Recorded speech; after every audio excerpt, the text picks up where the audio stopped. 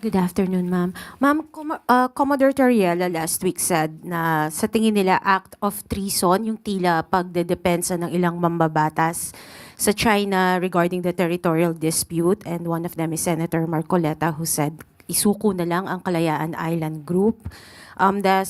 Pero although later he claimed that what he said was taken out of context. Does the palace have the same view as Commodore Toriela, and what is the government's stand on the Kalayaan Island Group? Alam naman po natin ang isa sa elemento po ng treason ay dapat mo po na merong actual state of war. So wala naman po tayo sa ngayon na wala po tayo sa estado ng actual state of war.